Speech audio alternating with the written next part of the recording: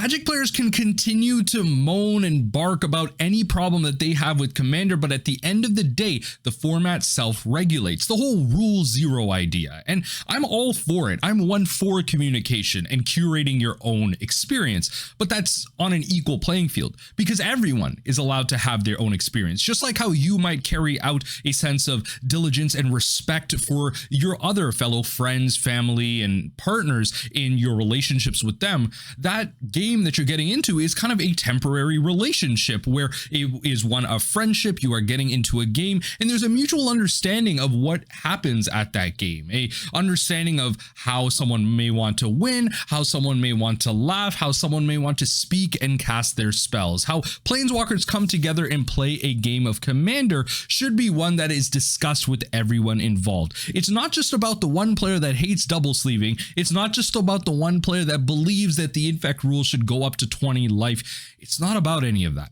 It's about self-regulation and how, honestly, at the end of the day, these hard and strict rules actually may just be stopping your growth as a Magic player. And some people may find that perfectly okay. They want to stay in their little bubble, but Magic is going to leave you behind. And it's one thing that many constructed players have learned over time or are just now battling with. They are no longer necessarily the people that Wizards of the Coast is catering towards. We are looking at secret layers and universes beyond, drawing in more droves of casuals day by day, and that's okay. More players playing the game and more eyes on the game, generally speaking, has to be a net positive. And that comes with Commander being the front-facing format. And with Commander being so, it's important to understand the discussions around Rule Zero and why it's important to have it, but also not in such a way that it restricts creativity, restricts design, and restricts the expression of skill and the expression of fun at the end of the day of all these combos and cards coming together in a 99 card concoction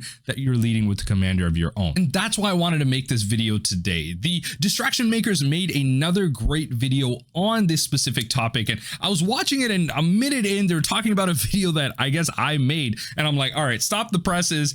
I want to hear from the top here. I want to see what two game designers, two very experienced game designers, people that have played this game and many others, have to say about discussions around Rule Zero and Commander itself. So let's hop right into the video and see where we can maybe learn to be better Commander players through not only our spells, but our word of mouth as well. What Rule Zero stole from you? I love it. Title, I believe like the thumbnail is like creativity or something. Let's do our due diligence here. Let's go into it here. Oh, growth. Yes, there you go. Like, I love it. What Rule Zero stole from you and growth. 10 out of 10, by the way. 10 out of 10. If you're not having a good experience, think about what you can do to change that rather than what you can impose on other people. Distraction Makers. If Rule Zero is working for you and your group, that's great. I couldn't be happier. I am so glad that is the case. This is not. Why does it? Why does this open up so sarcastically? Stop it. Stop it. Stop it. Like, again, from the top. Makers. If Rule Zero is working for you and your group, that's great. I couldn't be happy. I am so glad that is the case. This is not actually sarcastic. I think my voice just kind of sounds like this after a lot of cynical talk. But legitimately, I am very happy for you. I hope you have a great pod. I hope you have great games. This video is not for you. No, stop watching. And by the way, they have plenty of other videos that are definitely for you, so go watch them. You can watch for 30 seconds. It helps the retention rate. Well, and then after 30 seconds, at this point, they're probably watch the video. Great. Okay, you can leave now. Okay, cool. Yeah, so we're going to talk about when Rule Zero does not work, right? And why it can potentially be creating more problems than it is solving. Yeah. Before we start complaining a lot about Rule Zero, please, if you like our videos, give us a little like and subscribe and tell us why we're wrong down in the comments. Just make sure. All right, back to the video. So see how it works, folks? Put up a video recently that was discussing Rule Zero. Great video. You should check it out. Yeah. Oh wait, that's the shout out. Put up a video recently. Please, if you like our videos, give us a little like and subscribe and tell us why we're wrong down in the comments. All right, back to the video. So that Mill guy put up a video recently that was discussing Rule Zero. Great video. You should check it out. Yeah. I hopefully have it on the screen right now. This is the video. And you could just sort of feel his frustration in the video a bit. And I think that many a Commander player has felt a similar level of frustration. And I think a lot of it comes from this idea of what Rule Zero is supposed to be doing. Yeah. And I think that a lot of players approach Rule Zero in that they are attempting to use Rule Zero to shape the game in a direction that is what they prefer, right? They're saying, well, these are my Rule Zero criterias. You see this even in constructed lobbies. Like if you go on Magic Online, if you go into a well-played format, something like Modern, you'll get into the practice lobbies and people will be like, no mill, no land destruction, no combo, no one ring, no Ragavan. I don't even know what you're playing at that point. Like Merfolk, like I don't know, you got Force Negation in there. Like people be like, no Modern Horizons cards, like go play pre-modern or something. Like it happens there as well. People want a curated experience, but they don't want to deal with the fact that they have to get good. That is the fundamental problem. But what I will say is that I think one thing I hope they discuss here is also like the homogeneity of the format. And I've talked about this in a couple of videos, the whole EDH reification of the format, where you now have these aggregate data sites where you can go in and you can go to certain sections and find like high synergy cards, creatures that are played the most, lands that are played the most. You're like, all right, pick. Oh, this is like $30, maybe not that, pick this. And then all of a sudden you have a 99. Honestly, all of a sudden you probably have 150 and you got to cut like 60 cards. Let's be honest, right? Like that's how it is with most EDH decks. And so with that comes a level of, oh, okay, wait, when I put this together, it's not really ready for this. It's hyper synergistic. It does a lot of things together. I'm able to spin my wheels when I'm left alone, but it's not really able to do with this. And that's when the actual play experience comes in, and curating to your table and your LGS and the type of decks that you're seeing, or, you know, kind of better crafting to your play style. It's not just about min-maxing the strategy, because that's like a cEDH topic. Doing so in a regular game of Commander from a power like 6, 7, 8, lower as well, but also maybe even a 9, it's very important to curate to your play style and your kind of. This is what I am looking for in a game, and I want to shape the game to look more like that. I will say there's also some people that they end up creating a Rule Zero that shapes the game in a way that they believe someone else might prefer. Like someone loses and they clearly seem upset by losing a particular way, and so you start to shape the rules around the table to not include that. Right. Yeah, and so I think like introducing these sort of ideas is sort of again, like you're attempting to alleviate some kind of problem that is going on in the group, but inadvertently you might be causing a different one, which is that for every compromise or every rule that you are bringing to the table, someone else is losing something. Yeah, and I think that the sort of the biggest issue there is usually the player who ends up being the one to lose what they're attempting to do and how they want to play the game. Is usually a player who is interested in doing things that might be particularly unpredictable. They might be maybe a vastly different play pattern than what's EDH players are used to experiencing. Right. Basically, they're sort of subverting what you might think. So there's two things I want to talk about here. So firstly, when you think about like how to create rules, right? And I think it's because like I highly recommend, right? In for many people, and it could be in and out of relationships, that many of you goes, and this isn't like a report on all of you, right? Go seek therapy. Because I think you learn a lot of valuable skills that you need when working with other people through that. Because I think many people don't learn that maybe through their line of work, through maybe smaller friend groups or not big family dynamics, and they don't learn like good people skills, right? And it's important to understand that like maybe you have a scenario where maybe for your, you know, I'm talking this like as myself, with someone with a little sister, I may want to cook some food for my little sister.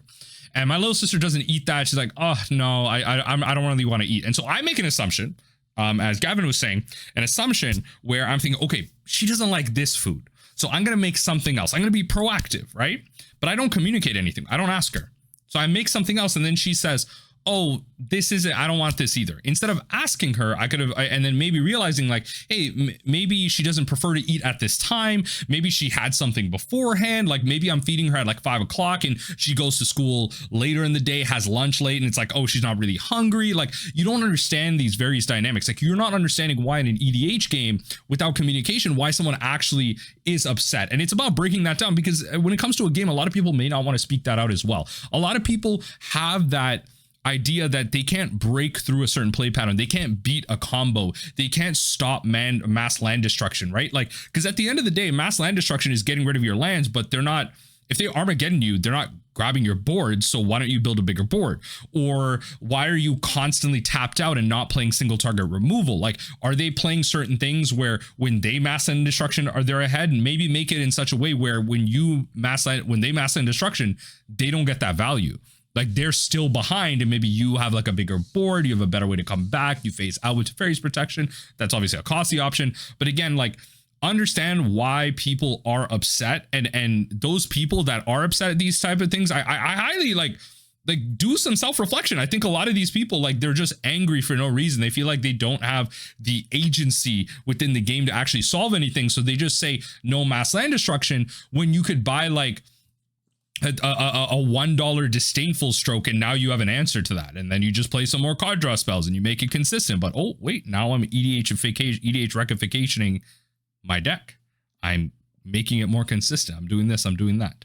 So where is the balance? Think of as like the normal play pattern of what EDH is. Right. I think like most Magic players that have played for, a long enough period of time have probably heard of like Magic psychographics that Mark Rosewater talks about all the time. And if maybe you're not quite seeing this, try and imagine sitting at a table and every single person at that table is a different psychographic that you could view. Talking about sort of the internal driving motivations of these players. Spike is motivated by competition, motivated by winning. Johnny's motivated by self-expression. Timmy. A lot of these cards, by the way, if you're unfamiliar with these terms, I believe there was one of the original unsets actually made cards like this, like look up Spike Tournament Grinder on like Scryfall. That's like they have like physical representations. Art drawn representations of these archetypes that they're talking about, archetypes of player. Motivated by fun, I guess. And then the other one might be like Vorthos, or is Vorthos also the socializer? I mean, it's probably lumped in with socializer. Lumped in there. Yeah. So yeah, the other one might be, okay, I'm just here to enjoy the experience of playing the game, not necessarily the game itself. And then there's Melvins, which are game design nerds. Right. Can't forget Melvin. So imagine every single person at that table is a different psychographic, and each one of them is motivated by a completely different part of the game. Like, what's a rule 0 that you could make at that table that isn't going to take something away from what one of those people enjoys about the game, right? If you decide no infinite combos, right, then you might see the Johnny/Spike player be disappointed by that. Maybe the Johnny wanted to do some sort of crazy combo with these particular cards that isn't seen that commonly. Maybe the Spike player is like, well, I just really want to see. Like, here's my problem with infinite like people hating on infinite combos. Okay. So I have Kiki Jiki out. I play the Pestermite. I go infinite, right? I play 2 cards. Creatures, by the way, very interactable. There's multiple points in this chain of me casting either one of these creatures that you can interact, right? Let's say you don't have it, right? I win. How is that different than you casting Craterhoof Behemoth and swinging in because I didn't have enough blockers, or my blockers weren't strong enough? How is that any different? Y'all are too stuck in playing Magic the way Richard Garfield intended when you don't want to move on. And you see this in anything. It's not just Magic. In all aspects of hobbies, video games, if you want to be more specific in your hobbies, like there's always the Spike. There's always the, you go to a cooking class and there's always the one person that's made a souffle before, there's always the sweats, as the kids say, right? And so, the problem is that there's the sweats, and then there's also the people that don't feel like they have the agency to get better.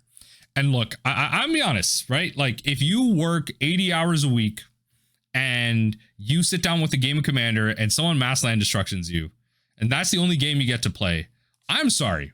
I don't know if it's actually better to curate the game for you. I don't know. I feel like there might be better life decisions to be made, or different life decisions to be made to help better curate the experience. Because then if you tell the other players that mass land destructions may be a bad example, but if you tell them like no red commanders, because I keep losing to red commanders and I work so many hours a week and I come in and I'm like, I only get 1 game a week.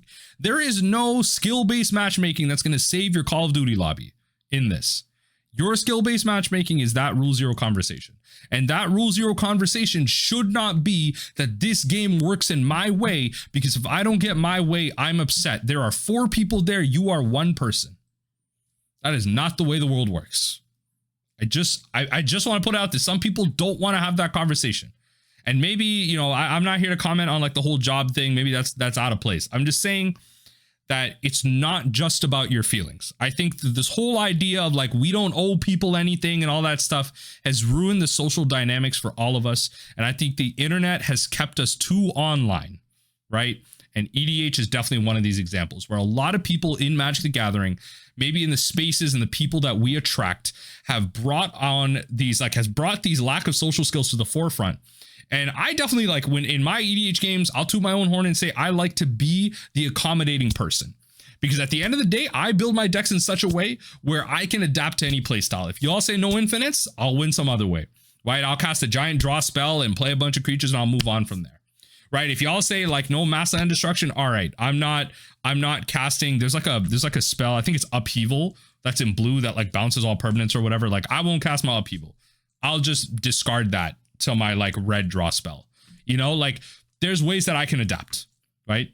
But I also invite other people to build their decks in such a way to be adaptive, to not just be the engine deck where if I leave you alone, then your deck works. That sounds like a terrible deck design. That sounds like a terrible way to live. What do you mean? If I don't interact with you, you get to play your game? Go play some solitaire by yourself. I don't know. People need a reality check. How far I can push this deck in a competitive sort of a format. So no matter what, there has to be some sort of a compromise. And that's what Rule 0 ultimately ends up doing. Most of the time, Rule 0 ends up working because your play group probably is within a similar psychographic to what you are. Or at least pretty close. Like, I don't think people necessarily fit perfectly into any of these categories. Yeah. Everyone has little splashes, fluidly move between them. But yeah. So I think ultimately what we're hitting on here with different types of sort of player psychographics, demographics, whatever, trying to play at the same table together, and sort of the tension that can be caused by trying to have this Rule 0 conversation and then getting into the game and having things become disappointing, or the game doesn't work out like Rule 0 you thought it would when you took these precautions. I think what we're sort of missing out on is 2 major things. One is that the rules themselves stop being the sort of arbiter. They stop being an impartial third party, and the rules start to become expressions of the players at the table.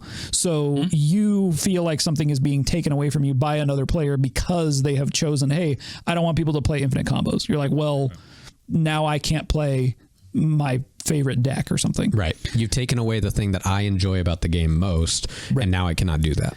And the other thing that ends up coming out of this is that it becomes much more difficult to celebrate when other players are doing things that are really cool. Right. That is something that you see time and time again in games of cEDH, is that when somebody like goes off and does something really cool, everybody is like, yeah, they're countering them and trying to stop them from doing it. But if they like fight through it or have a really good play, everybody celebrates them. Right.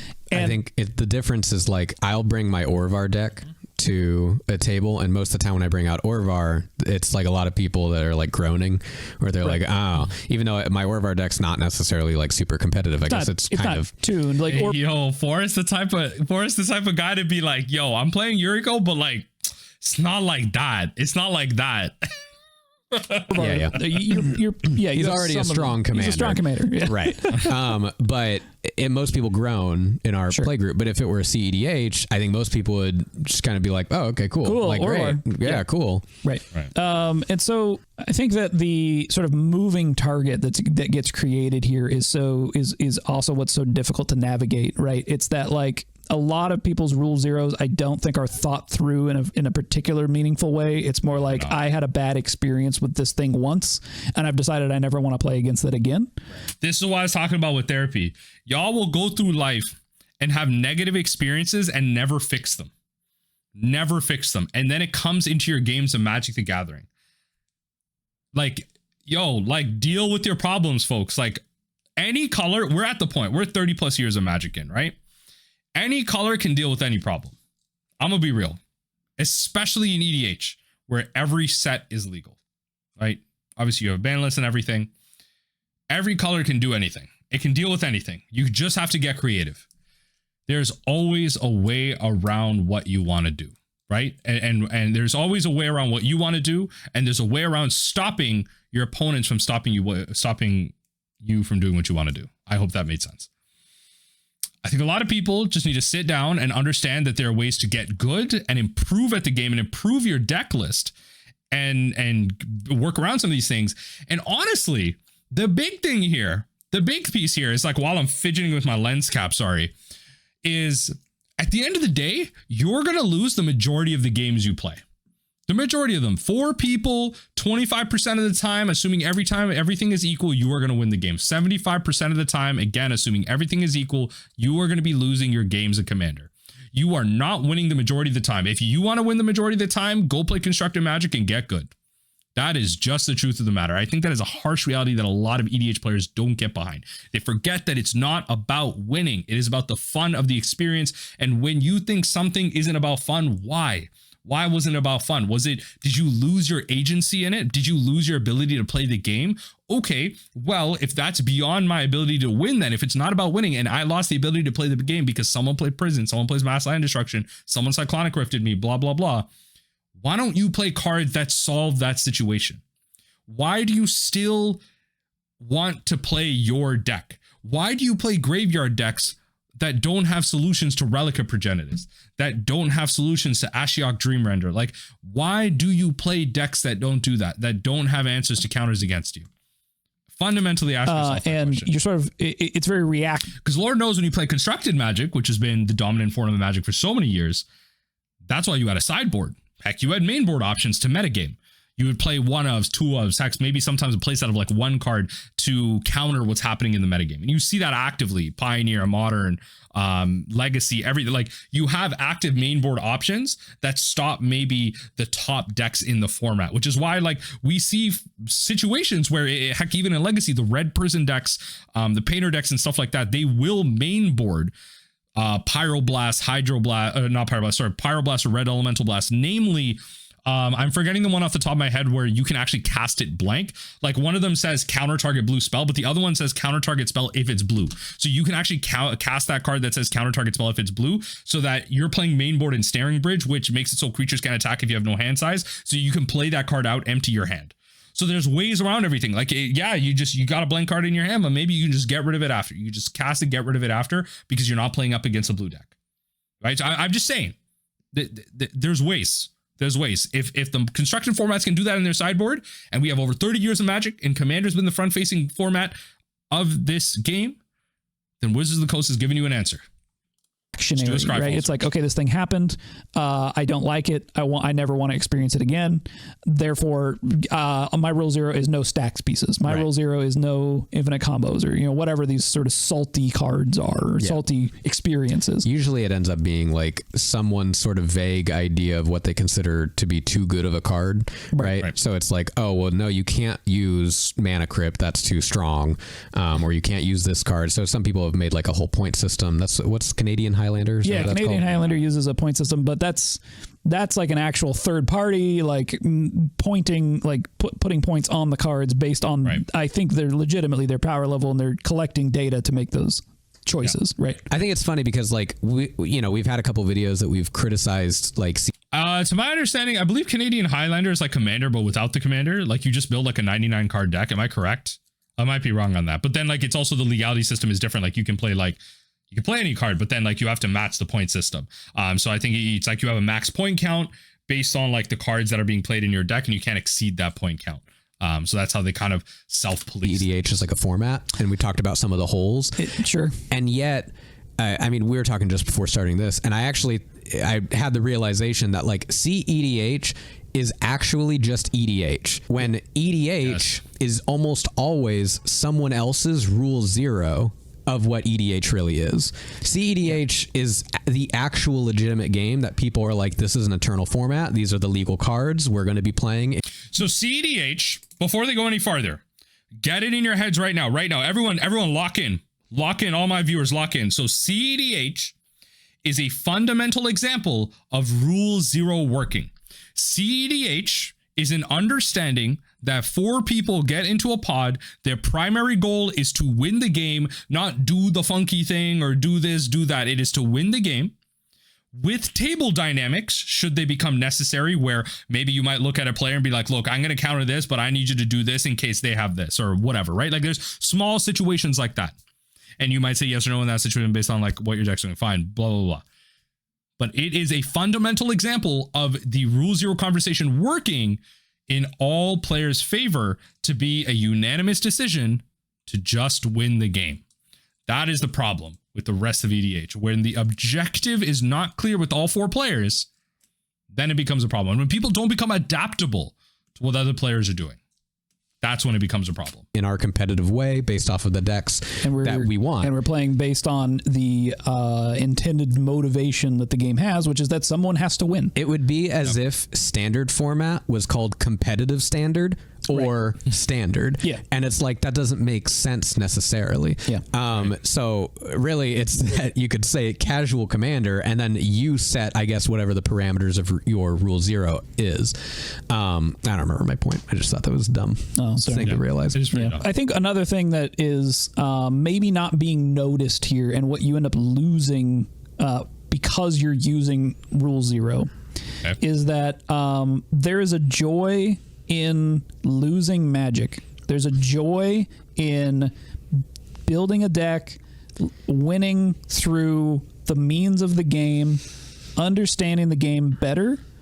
I often liken this to and you know what, this has become a lost art, and I think like it's kind of one of the primary reasons why I believe like fighting games aren't that popular right now, because we know that with modern gaming right now, the big fundamental problem as to why modern game is going downhill is because we cater to the casuals too much. We've lost the idea of losing the game to bring in a wider audience. The reason, for those of you that don't know that, like, Call of Duty put out a big white paper on the whole skill-based matchmaking thing, right? SBMM, and how, folks are matched up to players of the equal skill level, and that kind of makes sense. And skill-based matchmaking is made to protect the vast majority of players, where a lot of the players that are worse at the game are put into lobbies with each other, whereas instead of one streamer that plays Call of Duty for their job comes into a match of casuals and shreks them, the casual doesn't want that. They want to get into a couple of games after work,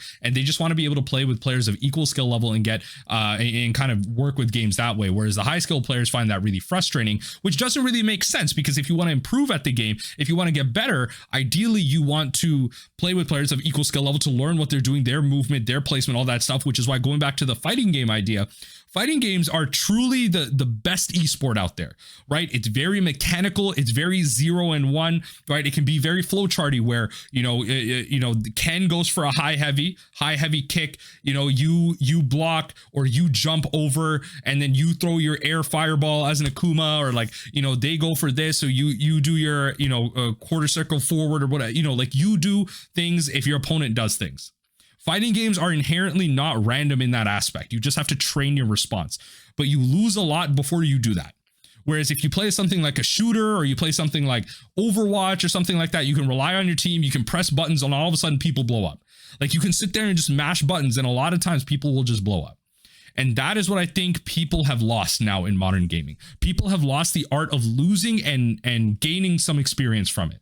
And skill-based matchmaking and the ideology of modern gaming has ruined that, which is why a lot of people think modern gaming is dying. It is not. Go play single. If you think gaming isn't fun anymore, your brain is rotten. You need to go play single-player games, first and foremost. But this is where it translates into Magic and EDH, where people have lost this art, as Gavin's talking about, or he hasn't mentioned it, was kind of the art of losing. How enjoyable that can be, working through your experience and improving your deck, seeing that there is a hole in my deck. I can't, as a green player, deal with enchantments and artifacts, or I'm better at one than the other. Oh, I lack some board wipe options, or I lack some card draw. And you're trying to see like, oh, players are farther ahead than me. I have less options. They have more. How do I kind of shore that up? And kind of things like that. And so that is part of the deck building process. That's part of the process of playing Magic. You're never going to get your deck perfect on the first go. You're never going to be able to deal with everything on the first go. And you have to learn, just like in your fighting games, you have to learn to do the anti-air to stop losing the game from your opponent coming in with a heavy kick, comboing you off, taking a quarter of your health every single time because you won't learn to anti-air. You don't have the I win buttons that you do in Overwatch, like the Diva Bombs and the Rhine charges and the Ramatra kind of hand block to stop everything coming your way. Like, you don't have these I win buttons. It is very much a non-handholdy game, and we have the options in Rule Zero to create hand-holding systems for us. And unfortunately, we use that as a crutch, and that is just an issue. Player as protagonist is this thing that I bring up a lot in terms of game design, where when you are writing a protagonist in a story, a protagonist has wants and they have needs.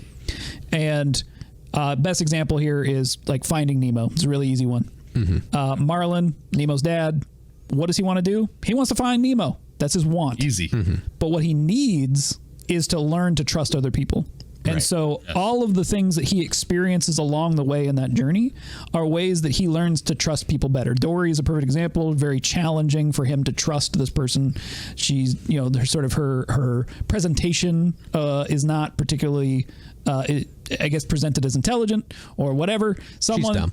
She has short-term memory loss. Right. So has these sort of things where you're like, how people with disabilities now? And it's all misconception. And then by the end of the movie, we realize, he learns his lesson. That's a story. Okay. Right. So when we look at the wants and needs of a player as protagonist within Magic, the want is potentially, I want to have a good time. Or the want is, I want to win the game. Right? Yes. Right. I want my deck to do the thing. I would argue that the want is I want to win the game, but the need is I should have a good time. Right? These are wants. What I argue it should be. But I think under the surface, if you are using Rule Zero to curb the experience of learning the systems of Magic, of really understanding the game, you're robbing yourself of a deeper lesson in learning how to make better decisions with imperfect information. I guess to me, what's interesting is I don't want to I may be coming off as super elitist. I just think that a lot of Magic players that I've met over time, the vast majority of them have been great people. I'm very privileged to say that. The vast majority of people I've met in Magic have been really good people. And a lot of times when I come up against negative situations or I witness negative situations, maybe around EDH or constructed from afar, a lot of it is around this whole want versus need thing that Gavin's talking about, being brought up pretty well. And so it's just learning these hard lessons of understanding what your true want is and what your true need is, which is, again, kind of bring back to that whole idea of therapy and understanding yourself and having these real conversations and understanding that if you apply this to not only your interpersonal relationships, your family's friends, your partners, but also applying that to the hobbies that you have, you'll have a better relationship with them. You won't have that negative experience of when you go on a loss streak in your ranked games, how that negatively affects your mood, or when, maybe you don't have the food in your fridge and, that negatively affects your mood too. Things are a bummer. You're allowed to feel bad and upset about things, but how that comes across and how you let that affect the rest of your day, that becomes your problem. A lot of the times people talk about, like a perfect example. I've talked about this. I've talked about this with so many friends, the one person at your job that's always angry, especially if maybe you're in a bigger office space or in a bigger workplace or something like that. There's always someone in the office that may be more standoffish or something like that. And those people generally bring down the mood. And you're always like, oh, that's the angry person, I don't want to be with them. But they may have deeper problems going on in their personal life that, of course, we want to ignore because we're only getting the front-facing thing. And like however you deal with it is a different dynamic. I'm just here to really bring that up as an example that there's a deeper layer to everything. And that is for them to realize in that work person. It's not for up to you to go like solve their problem or anything, but I'm saying that can also apply to you. Just because someone is outwardly now angry at you at your workplace because they're lightly standoffish, maybe you look back at yourself and be like, okay, wait, are there things like that I'm doing to other people? Like when I brush people off, do I treat other people like that? Am I actually kind of a bully even though I don't like bullies? Like really analyze that with yourself, and that will improve your life situation and your outlook on it. We'll do a video soon talking about systems versus mechanics. We're kind of hashing out the details of how to discuss that. Smarties. But maybe we could put up the graph.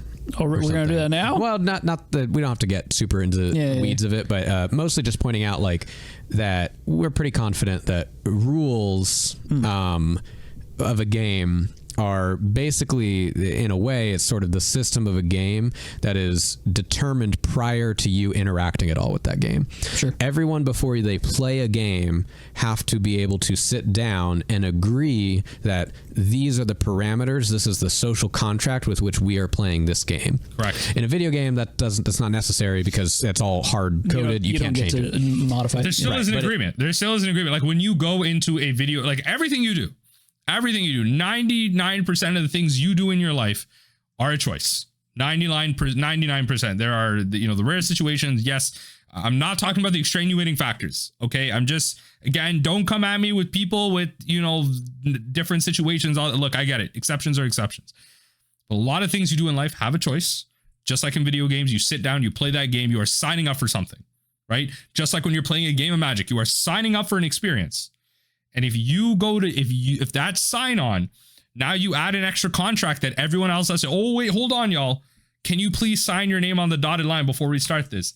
That's where things. In a tabletop game, it's very important. In a game like Commander, or Magic, where you could take all these moving components and you could decide, I'm actually going to play this completely different game with them. Like that's out of the designer's hands, right? Yes.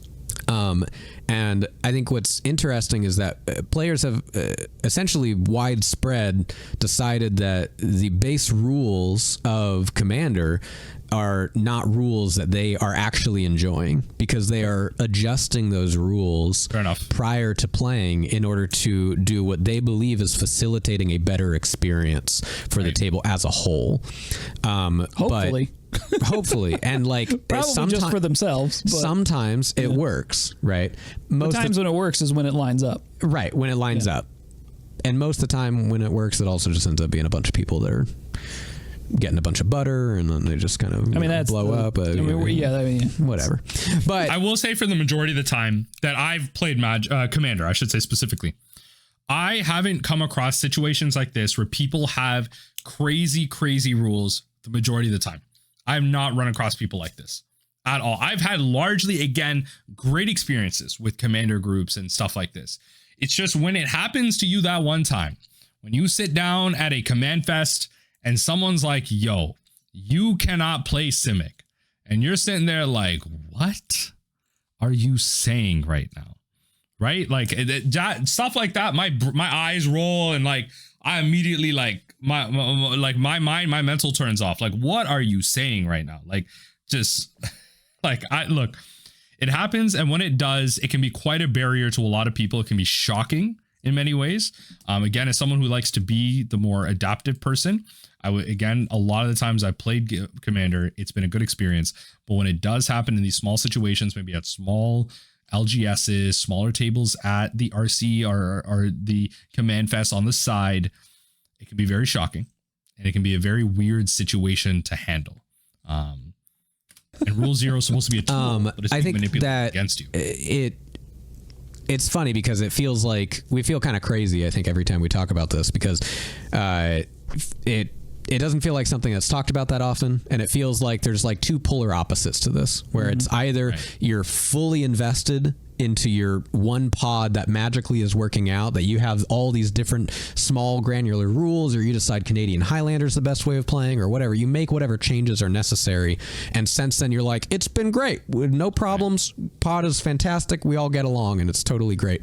Or you just get cEDH players that are like, I fucking love this. This is fantastic. We just want to kill each other like as soon as possible. And like everyone's fine with it. And then you get a lot of people in between that like kind of have these mixed experiences. So I think part of what Rule Zero is attempting to do is maintain a stasis, right? You're trying to sort of put a bubble around your play group and say, I like how this is. I don't want it to change. Yeah. Or this is how I like things and I don't want them to change. Yeah. And Magic is a game about change.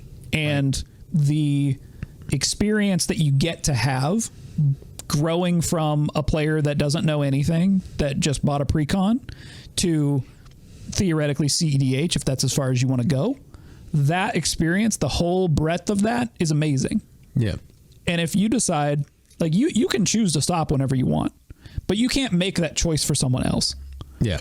And if you want to continue to play in the same group with those people, I think you have to be okay with them playing something that is outside of what you're okay playing. And also just be okay with just deciding like, okay, well, I would rather not play with you guys than force you guys to play the way that I prefer to play. Or you adapt to the way that they're playing. This is actually something I've been having to deal with the people that we often play, is like, I tend to not care about completely optimizing a lot of aspects of my deck. Yeah. But when playing with certain decks that have like higher power level, if you guys are generating resources faster, or you're getting to your win conditions a little bit faster, not on a cEDH level, but like it's definitely faster than what my decks are doing, then like I'm going to bump up my decks a little bit in order to accommodate that, because I want to still play the game. Right. But and this is the thing that's difficult to navigate here, like the whole EDH Arms Race. I think a lot of tables can kind of attest to this, where you have to make conscious decisions to maybe like keep your deck at a certain level, because you get to this whole idea of like, oh, my opponent just built this Derevi deck, so I'm going to bring in more Shatter Storms in my red decks and more Artifact Hate, it's not Aether Flux. Is it Aether Flux, the blue enchantment that like makes artifacts cost 1 on cumulative upkeep or something? Like, yeah, something like that. Like, it's like, I'm going to bring in more of these effects. And then the opponent is like, oh, wait, they're bringing in more hate. I'm going to bring in more cards that protect me from that hate, more cards that make my artifacts indestructible or give them regeneration and all that stuff. Like, it becomes this like arms race. And then you make your deck more powerful and optimal. And like, because, I can't put enough in because it's just too many of them. I draw too many of them. So I'm just going to play more card draw. And then it's like, so it's really about understanding, like, optimizing here. And I'm sure like Forrest and Gavin and all, their group might just be like navigating that in their own way, but it's a really difficult one where you kind of have to limit it to maybe like one deck that you keep adapting, or forcibly, like myself, I have a bunch of decks that maybe are at like a 7-8 power level, and I've like knowingly one that's at like a 5 or a 6, and then one that's maybe at like a concerted 9. Like I have like a proxied up cEDH deck. It's like stuff like that. Like I have something for everything. And so that's, I just know it's not going to be fun if I'm just completely wiped out. So that's me actually having to sort of compromise what I naturally would do or naturally care about in order to interact with people in the group. Sure. But that, I think that's what's important, right? Is you're looking inward, right? You're looking inward to how to solve this problem. Right. You're not imposing that on anybody else. Right. And I think that, what's also important here, and to make sure that you can invite people along with you if you are on this journey of sort of optimization, you let them proxy anything they want. Yeah. Just who cares, right? Don't worry about it, because even if you want to buy the cards, that's your decision. Do not put that burden on the rest of the play group. Facts. Let people proxy. Pro proxy. Yes. Gavin out here spitting facts. Let people buy what they want.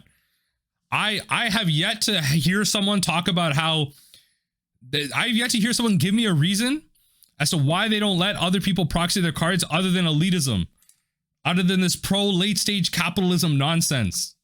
I've yet to hear a reason. Just have a whole episode on proxies. Yeah, that'll be a whole, I guess. Yeah. But really, I think the bottom line is, especially if you're someone who wants to be playing more competitively, you're more competitive minded, you want to build decks that are optimized, and you want the rest of your group to come along with you, who cares? Right. What's more important here? It's about being able to play, you know, a meaningful, interesting game, or, you know, showing off that you spent more money than. Nowhere in Magic the Gathering is there money the gathering. Right? It's about the magic of the game, the spells, and it's about the people coming together, the gathering. Magic the Gathering. It is not Magic and money the gathering. It is not Magic the value of the gathering. Just saying. Get in your head, folks. Everybody else at the table. Right. Or even just that, like, you happen to beat everybody, right? Like, it's honestly why, you know, recently I just made like a vanilla creatures deck. And I made it for the challenge of whether or not I could make a deck that even sort of functions well with that. Turned out actually way better than I thought. Yeah, I won my first game with it. And how good does that feel? It feels great. It feels great. I also don't feel like it's an incredibly overpowered deck. Right. It felt like a very fair, very simple deck. It's very dumb. You get a lot of creatures. You swing them at people. It didn't ramp up super quickly. Whatever. And like, I enjoyed that. And I would enjoy it whether it was like an amazing deck or not. But because that's my goal. My goal was I want to try and make this deck and bring it to the table.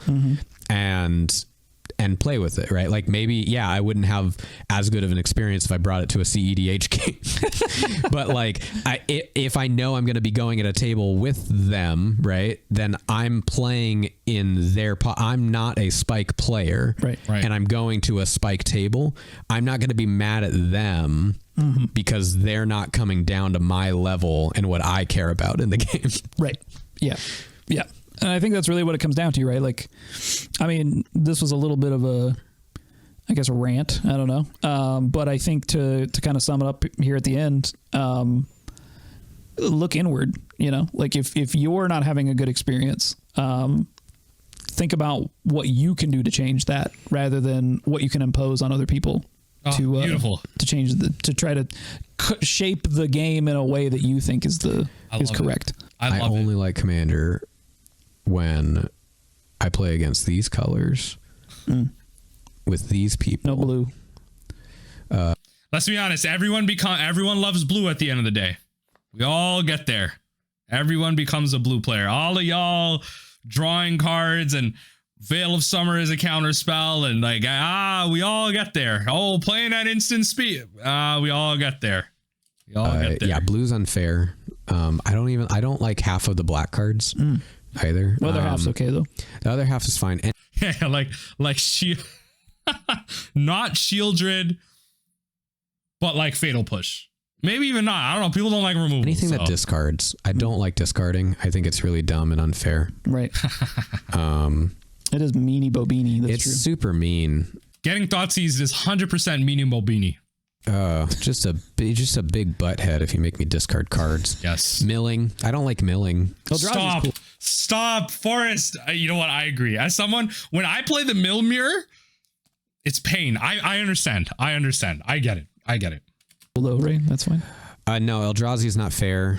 That's not fair. Annihilator's not fair. Honestly, if you're mad at Annihilator, that's just a self-report. The amount of effort you actually have to get something with Annihilator out that has meaningful value on the Annihilator, like it's not just Annihilator 1. Like if it's like Annihilator 5, like that's kind of just your fault at this point. I don't know. Like there's probably so many hoops that player had to go through just to give something Annihilator 5. I'm just saying. I'm just saying, like Wizards of the Coast is designed Annihilator that way. Like it's just a self-report at all, so you can't play that. What else can't you play? You can turn the camera off. I'm just going to keep thinking about. Let me hear it. What else has not been fair? I know there's been plenty of things. Kill spells, you like those are fine. I think single target kill spells are okay. Board wipes though. I don't like board wipes aren't fair. You could play like one. Okay, if everyone at the table agrees they're only going to play like one board wipe max, and then just like hold on to the other ones. If it's like late in the game, I just don't want you to like play it. Right. I should mention that like board wiping for the sake of just clearing something out is okay early, but if it doesn't actually progress you in the game, I would highly recommend you observe what you're actually doing with that board wipe, because it can just be annoying to be playing a 2-hour game and someone casts farewell and you're not even, if you cast farewell and you're not even doing it in such a way that allows you to win the game. It's just a reset. That's frustrating. You should be board wiping to prevent someone maybe to getting away with the game, like whatever. But if you're board wiping like an hour into a game and it's not helping you win the game, like, don't just go to the next game. Just don't cast the board wipe. It's just not going to be fun. So you're just like down a card then. You just you drew a dud that turn. Just like accept. Like maybe you shouldn't have put that in your deck. Oh, that's true. Yeah, that's a good point. I think like you'll have more fun though. Anyway, great video. I largely agree. I mean, I've talked about many of these points in my previous video, and I'm happy to see them kind of like mirror it in many ways, like how, you know, it can be a dangerous tool if not used well, and just kind of inviting players to really explore the breadth of what Magic has to offer after so many years of the game, and how you can better your play experience by making personal changes instead of having other people change for you. And how that honestly is, you know, they haven't mentioned it, but I'm telling you, that's a great life skill. As a non-psychologist, psychiatrist, just someone who's just trying to figure out life like all of y'all, it can be a great thing to understand when you have a lot of onus on your personal experience. How you deal with the situation, how upset you get with something really changes your own personal experience and your view of something, instead of just getting other people to change for you. Just saying.